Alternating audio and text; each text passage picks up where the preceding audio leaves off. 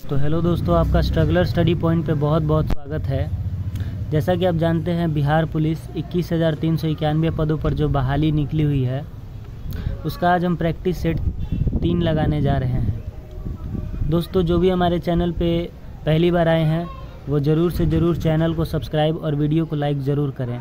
तो देखिए, हमारे चैनल पे जीके, जीएस और करंट अफेयर्स के 35 अति महत्वपूर्ण प्रश्न कराए जाएंगे जो आपको सीधे परीक्षा में पूछे जा सकते हैं। और दोस्तों, आप प्रैक्टिस सेट लगाइए और आप अपना जो आंसर है, जो आपका स्कोर है, उसको ज़रूर से ज़रूर कमेंट बॉक्स में बताइए कि आपका कितना स्कोर बन पा रहा है। चलिए, तो आज का हम प्रश्न देखते हैं। तो पहला प्रश्न है, वर्ष 1938 के भारतीय राष्ट्रीय कांग्रेस के हरिपुरा अधिवेशन की अध्यक्षता किसने की थी? तो आपके ऑप्शंस हैं, option number A Abdul Kalam Azad, option B JB Kripalani, option C Rajendra Prasad या ऑप्शन डी सुभाष चंद्र बोस।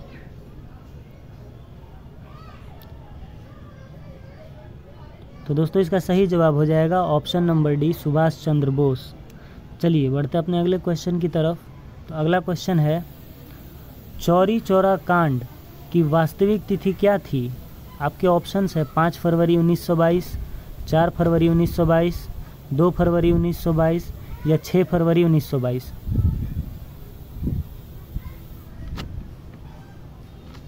तो दोस्तों, इसका सही जवाब हो जाएगा ऑप्शन नंबर ए 4 फरवरी 1922। देखिए, जो चौरी चौरा एक जगह का नाम है, ये जो चौरी चौरा है एक जगह का नाम है। ये हमारे यूपी के गोरखपुर के एक शहर का नाम है, एक जगह का नाम है। देखिए, क्या हुआ था, चौरी चौरा कांड क्या है, इसके बारे में थोड़ा सा जान लीजिए। जैसे चौरी चौरा आप लोगों को पता भी होगा, जो चौरी चौरा में क्या हुआ था कि 22 पुलिस कर्मियों को जिंदा आग के हवाले कर दिया गया था। यानी उन्हें 22 पुलिसकर्मियों को जिंदा जला दिया गया था, जिसके कारण असहयोग आंदोलन यानी कि 12 फरवरी 1922 को वापस ले लिया गया था, असहयोग आंदोलन। चलिए, अगला प्रश्न आगे बढ़ते हैं। अगला प्रश्न है, निम्नलिखित में से कौन देश बंधु के नाम से प्रसिद्ध है? आपके ऑप्शंस है, option number A Chandrashekhar, option B Chittaranjan Das, option C A O Hume या ऑप्शन डी एनी बेसेंट। तो दोस्तों, इसका सही जवाब हो जाएगा option number B Chittaranjan Das. दोस्तों, चित्तरंजन दास ने मोतीलाल नेहरू के साथ मिलकर स्वराज पार्टी की स्थापना की थी। ये फैक्ट को आप याद रखिएगा। चलिए, और इन्हें देश बंधु के नाम से भी जाना जाता है। आगे बढ़ते हैं, अगला क्वेश्चन देखते हैं। दोस्तों, अगला क्वेश्चन है, इस सिद्धांत का प्रतिपादन किसने किया था कि हड़प्पन सभ्यता के लोग शिव की पूजा करते थे? Option A Alexander Cunningham, option B sir Mortimer Wheeler, option C MR. Rao या option D sir John Marshall. तो दोस्तों, इसका सही जवाब हो जाएगा सर जॉन मार्शल। किसने किया था? सर जॉन मार्शल ने। चलिए, अगला प्रश्न देखते हैं। तो दोस्तों, हमारा अगला प्रश्न है, निम्नलिखित में से कौन एक जैन विद्वान था? आपके ऑप्शंस है, ऑप्शन ए अश्वघोष, option B Hemachandra, option C Dharmakirti या ऑप्शन डी दिवाकर मित्र। तो दोस्तों, इसका सही जवाब हो जाएगा ऑप्शन नंबर बी हेमचंद्र। इसका सही जवाब हो जाएगा ऑप्शन नंबर बी हेमचंद्र। चलिए, अगला क्वेश्चन देखते हैं। तो दोस्तों, हमारा अगला क्वेश्चन है, अमेरिकी स्वतंत्रता संग्राम का पहला युद्ध कब हुआ था? आपके ऑप्शंस हैं 1774, 1775, 1776 और 1781।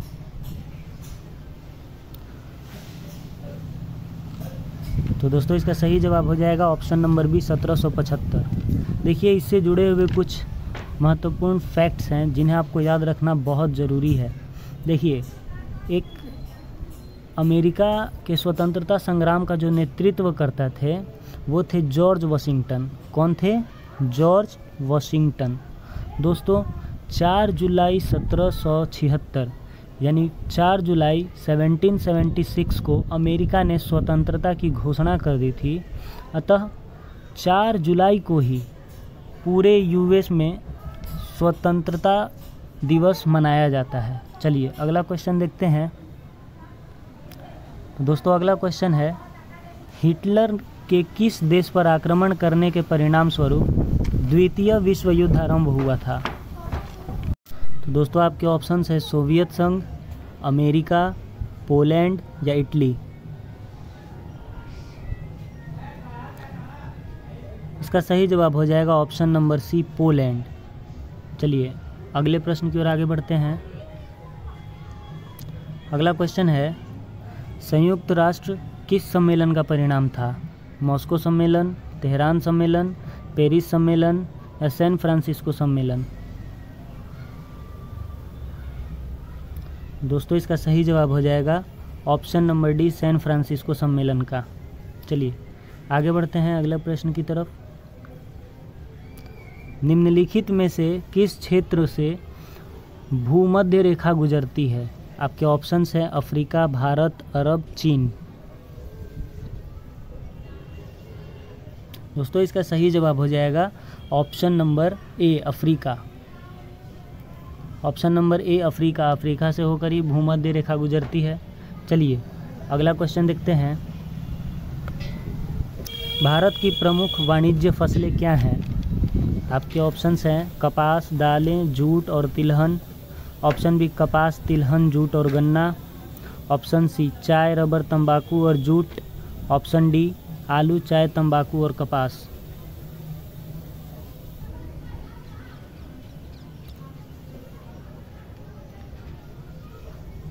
तो दोस्तों इसका आंसर हो जाएगा ऑप्शन नंबर सी, यानी चाय, रबर, तंबाकू और जूट। चलिए बढ़ते अपने अगले प्रश्न की तरफ। अगला क्वेश्चन है, वायुमंडलीय हवा में सबसे प्रचुर घटक क्या है? कार्बन, हाइड्रोजन, ऑक्सीजन और नाइट्रोजन।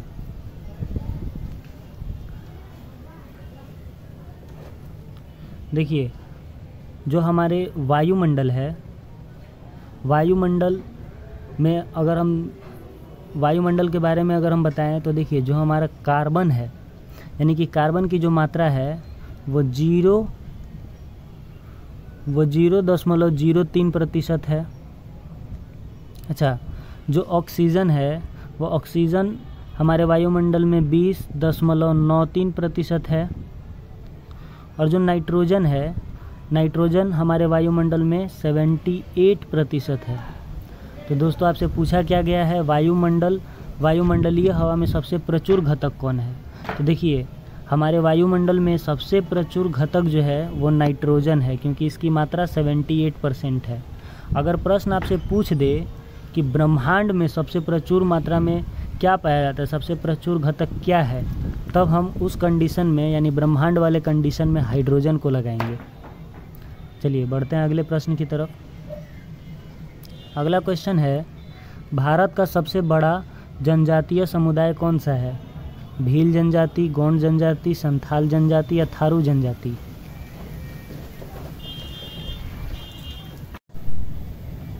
तो दोस्तों इसका सही जवाब हो जाएगा ऑप्शन नंबर ए, भील जनजाति। माफ़ कीजिएगा, इसका सही जवाब हो जाएगा ऑप्शन नंबर ए, भील जनजाति। चलिए अगला क्वेश्चन देखते हैं। तो दोस्तों अगला क्वेश्चन है, इस समय भारत में सबसे बड़ा तेल शोधन कारखाना निम्न में से कौन सा है? आपके ऑप्शंस है जामनगर, मथुरा, विशाखापट्टनम, मुंबई।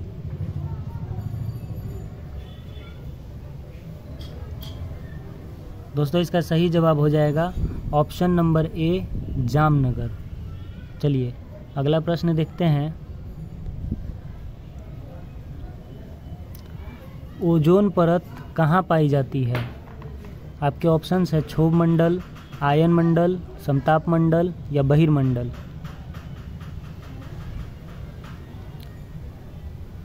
दोस्तों आपका सही जवाब हो जाएगा ऑप्शन नंबर सी, समताप मंडल में। समताप मंडल में ओजोन परत पाई जाती है। चलिए आगे बढ़ते हैं। वायुमंडल में कौन सी गैस पराबैंगनी किरणों का अवशोषण कर लेती है? आपके ऑप्शंस हैं ओजोन, मीथेन, नाइट्रोजन या हीलियम। तो दोस्तों इसका सही जवाब हो जाएगा ऑप्शन नंबर ए यानी ओजोन। चलिए अगला प्रश्न देखते हैं। दिल्ली से मथुरा तथा वाराणसी होते हुए कोलकाता को कौन सा राष्ट्रीय राजमार्ग जोड़ता है? चलिए एक बार क्वेश्चन फिर से पढ़ देते हैं। दिल्ली से मथुरा तथा वाराणसी होते हुए कोलकाता को कौन सा राष्ट्रीय राजमार्ग जोड़ता है? आपके ऑप्शंस है NH4, NH2, NH10 या NH6। तो दोस्तों इसका सही जवाब हो जाएगा ऑप्शन नंबर बी NH2। चलिए अगला प्रश्न देखते हैं। तो दोस्तों ये आपका कथन वाला प्रश्न है, तो ज़रा क्वेश्चंस को ध्यान से सुनिएगा। कथन ए है, नीलगिरी की पहाड़ियों में चाय तथा कॉफ़ी दोनों को उगाया जाता है। कथन आर है, इन दोनों फसलों को उगाने के लिए एक जैसी परिस्थितियां चाहिए।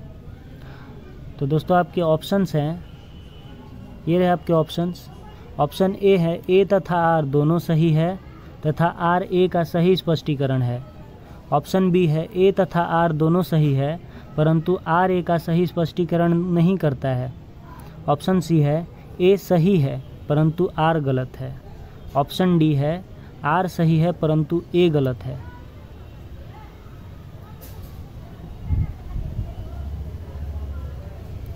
आप लोग क्वेश्चंस को एक बार फिर से देख लीजिए, मैं छोटा कर देता हूं।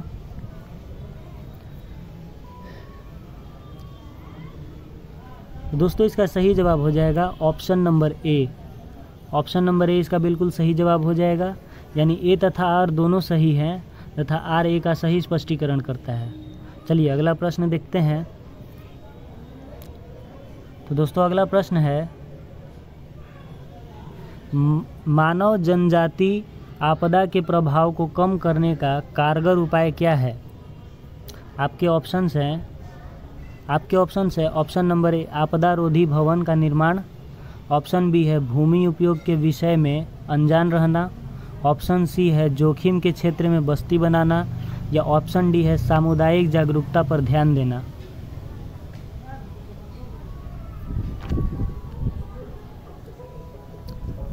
तो दोस्तों इसका सही जवाब हो जाएगा ऑप्शन नंबर डी, यानी सामुदायिक जागरूकता पर ध्यान देना। चलिए अगला प्रश्न देखते हैं। लोकसभा और राज्यसभा की संयुक्त बैठक किसके द्वारा आहूत की जाती है? राष्ट्रपति द्वारा, लोकसभा के अध्यक्ष द्वारा, संसद द्वारा या राज्यसभा के सभापति द्वारा? तो दोस्तों इसका सही जवाब हो जाएगा ऑप्शन नंबर ए राष्ट्रपति द्वारा। देखिए इसके बारे में कुछ फैक्ट्स जान लीजिए। जैसे राष्ट्रपति अनुच्छेद 108 के अधीन संयुक्त बैठक को आहूत करते हैं, और कौन करते हैं? तो राष्ट्रपति ही करते हैं। चलिए अगला प्रश्न देखते हैं। पंचायती राज संस्थाओं के कितने स्तर हैं? आपके ऑप्शंस हैं 2, 3, 4 या 5। तो दोस्तों इसका सही जवाब हो जाएगा ऑप्शन नंबर बी 3। देखिए पंचायती राज 73वां संविधान संशोधन 1993 द्वारा जोड़ा गया था और ये 11वीं अनुसूची में जोड़ा गया है। चलिए अगला प्रश्न देखते हैं। भारत के संविधान का 73वां संशोधन अधिनियम 1992-93 के पारित किए जाने का कारण क्या था? आपके ऑप्शंस है पंचायती राज को बल प्रदान करना, ग्रामीण संस्थाओं को बल प्रदान करना, शहरी संस्थाओं को बल प्रदान करना या उपर्युक्त में से कोई नहीं।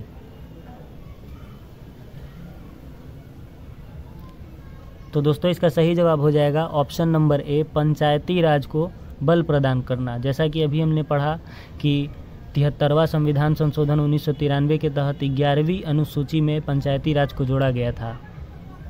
और किस लिए जोड़ा गया था? तो पंचायती राज को बल प्रदान करने के लिए। चलिए बढ़ते अपने अगले प्रश्न की तरफ। तो दोस्तों अगला प्रश्न है, किसी विशेष दिन लोकसभा में अधिकतम कितने तारांकित प्रश्न पूछे जा सकते हैं? आपके ऑप्शंस हैं 15, 20, 25 या कोई सीमा नहीं है।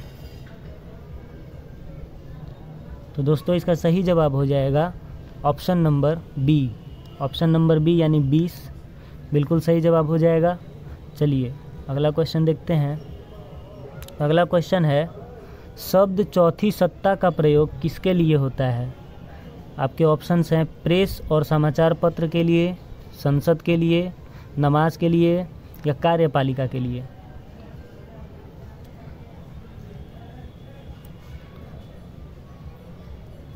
तो दोस्तों इसका सही जवाब हो जाएगा ऑप्शन नंबर ए, बिल्कुल सही जवाब हो जाएगा।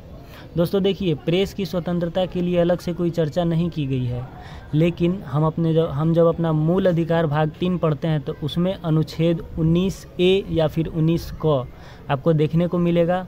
उसी के अधीन हमें वाक स्वतंत्रता मिली है, जिसके तहत प्रेस और समाचार पत्र को भी स्वतंत्रता दी गई है। चलिए, ये कुछ फैक्ट्स होते हैं जो आपको जानना ज़रूरी है, और अगर आप जानते भी हैं तो आपका एक अच्छे से रिवीजन हो जाता है। चलिए आगे बढ़ते हैं। प्रत्यक्ष लोकतंत्र सरकार का एक ऐसा तंत्र है जिसमें लोग सिविल सेवकों को चुनते हैं, लोग अपने प्रतिनिधियों का सीधा निर्वाचन करते हैं, लोग देश के नीति निर्माण कार्य तथा प्रशासन में सीधे भाग लेते हैं, या सरकारी पदाधिकारी विभिन्न नियुक्तियों के विषय में लोगों से परामर्श करते हैं।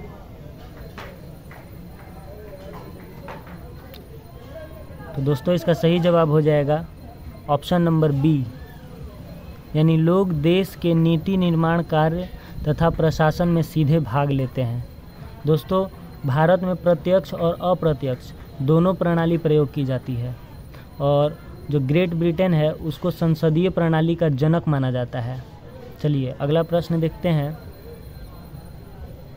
अगला प्रश्न है, निम्नलिखित में से किसी तत्व की सापेक्ष परमाणु संहति कौन सी है जो परमाणुओं से बनी है, जिनमें प्रत्येक में से 17 प्रोटॉन, 18 न्यूट्रॉन और 17 इलेक्ट्रॉन होते हैं?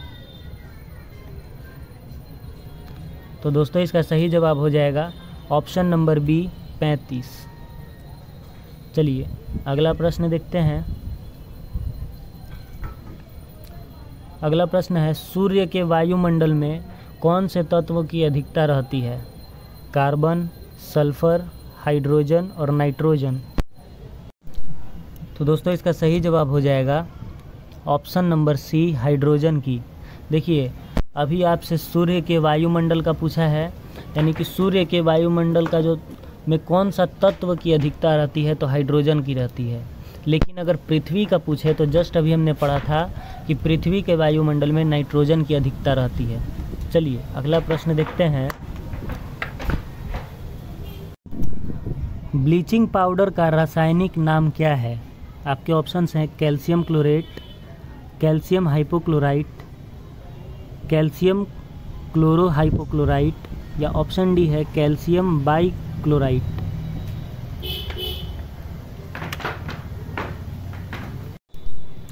तो दोस्तों इसका सही जवाब हो जाएगा option number B. Option number B इसका बिल्कुल राइट जवाब हो जाएगा, यानी कैल्शियम हाइपोक्लोराइट। ब्लीचिंग पाउडर को हम लोग कैल्शियम हाइपोक्लोराइट कहते हैं। अच्छा, अगर इसका सूत्र अगर आपसे पूछ दे कि ब्लीचिंग पाउडर का सूत्र क्या होता है, तो याद रखिएगा CaOCl2, ये ब्लीचिंग पाउडर का सूत्र है। अच्छा दोस्तों, कुछ फैक्ट्स है इसके बारे में, जैसे कि ब्लीचिंग पाउडर कीटाणुनाशक के रूप में, कागज़ तथा कपड़ों के विरंजक के रूप में, रासायनिक उद्योगों में उपापचयक के रूप में, इन सभी चीज़ों में हम ब्लीचिंग पाउडर का यूज़ करते हैं। अच्छा, इसका एक और यूज़ है कि क्लोरोफॉर्म के उत्पादन में भी ब्लीचिंग पाउडर का इस्तेमाल किया जाता है। तो दोस्तों ये कुछ फैक्ट्स हैं जो आप याद रखिएगा। चलिए अगला प्रश्न देखते हैं। जल में कठोरता किसकी उपस्थिति के कारण आ जाती है? आपके ऑप्शंस हैं कैल्शियम तथा सोडियम के क्लोराइड के रूप में, कैल्शियम तथा मैग्नीशियम के क्लोराइड तथा कार्बोनेट, कैल्शियम तथा मैग्नीशियम के क्लोराइड तथा सल्फेट, कैल्शियम तथा सोडियम के कार्बोनेट। तो दोस्तों इसका सही जवाब हो जाएगा ऑप्शन नंबर सी, कैल्शियम तथा मैग्नीशियम के क्लोराइड तथा सल्फेट के कारण जल में कठोरता आ जाती है। चलिए अगला प्रश्न देखते हैं। फ्लोरीन एक नया खोजा गया क्रिस्टली कार्बन अपरूप है। इसके आपको बताना है कि परमाणु संख्या क्या है। Option A 60, option B 40, option C 100 या ऑप्शन डी 80। तो दोस्तों इसका सही जवाब हो जाएगा ऑप्शन नंबर ए 60। चलिए अगला प्रश्न देखते हैं। अगला प्रश्न है, उंगली के नाखून में विद्यमान प्रोटीन का नाम बताना है। तो आपके ऑप्शंस हैं एक्टिन, मायोसिन, ग्लोबिन, कैरोटीन। तो दोस्तों इसका सही जवाब हो जाएगा ऑप्शन नंबर डी, कैरोटीन। चलिए अगला प्रश्न देखते हैं। किसी वृक्ष को अधिकतम हानि निम्न में से किससे पहुंचती है, कैसे पहुंचती है? आपके ऑप्शंस है उसकी पत्तियों में से आधी का नाश, सभी पत्तियों का नाश, उसकी आधी शाखाओं का नाश या उसकी छाल का नाश। तो दोस्तों इसका सही जवाब हो जाएगा उसकी छाल का नाश। इसका सही जवाब हो जाएगा ऑप्शन नंबर डी, उसकी छाल का नाश। चलिए अगला प्रश्न है, विटामिन ई मुख्य रूप से किसके लिए महत्वपूर्ण है? दांतों के विकास के लिए, कार्बोहाइड्रेट उपापचयन के लिए, लिंग ग्रंथियों की सामान्य क्रिया में या उपकला ऊतकों के सामान्य स्वास्थ्य के लिए। तो दोस्तों इसका सही जवाब हो जाएगा ऑप्शन नंबर सी, लिंग ग्रंथियों की सामान्य क्रिया में। दोस्तों देखिए जो विटामिन ई है इसका रासायनिक नाम होता है टोकोफेरॉल। विटामिन ई का रासायनिक नाम क्या होता है? टोकोफेरॉल। और एक विटामिन के है, क्या है? विटामिन के।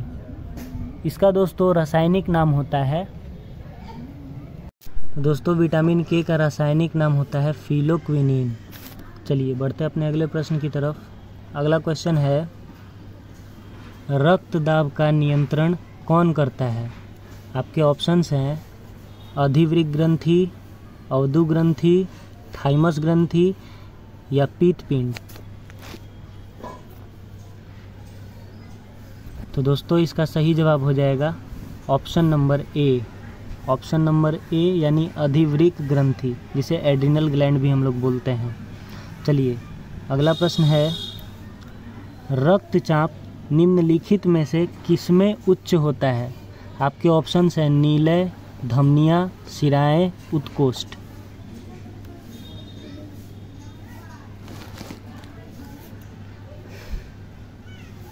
तो दोस्तों इसका सही जवाब हो जाएगा ऑप्शन नंबर बी, धमनियाँ।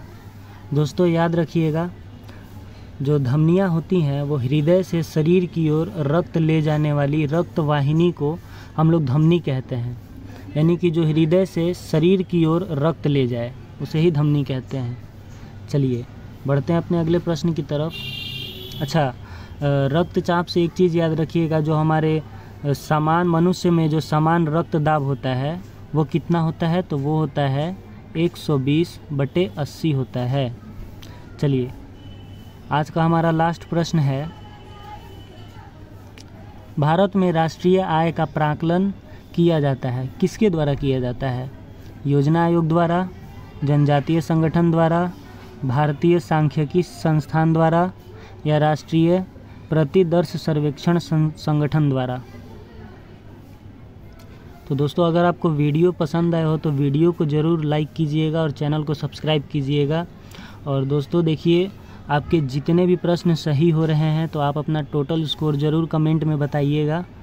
तो चलिए अब हम अपने आखिरी क्वेश्चन का जवाब देख लेते हैं। तो दोस्तों इसका सही जवाब हो जाएगा ऑप्शन नंबर बी, यानी जनजातीय संगठन द्वारा। दोस्तों एक चीज़ आप याद रखिएगा कि जो भारतीय सांख्यिकी के जो जनक माने जाते हैं वो हैं पीसी महालनोबिस। कौन है? पीसी महालनोबिस। अच्छा, इनके जन्मदिन पर यानी 29 जून को, इनका जन्म कब हुआ था? 29 जून को राष्ट्रीय सांख्यिकी दिवस भी मनाया जाता है। चलिए तो इसी के साथ हम अपने इस सेशन का एंड करते हैं और उम्मीद करते हैं कि आपको सभी प्रश्न समझ में आए होंगे और आपने अच्छे से अटेम्प्ट भी किया होगा और आप इसी तरह से वीडियोस को देखते रहिए और आप अपना स्कोर अच्छे से अच्छा करते रहिए। तो चलिए फिर मिलते हैं अपने अगले वीडियो में, अगले क्लास में। तब तक के लिए जय हिंद।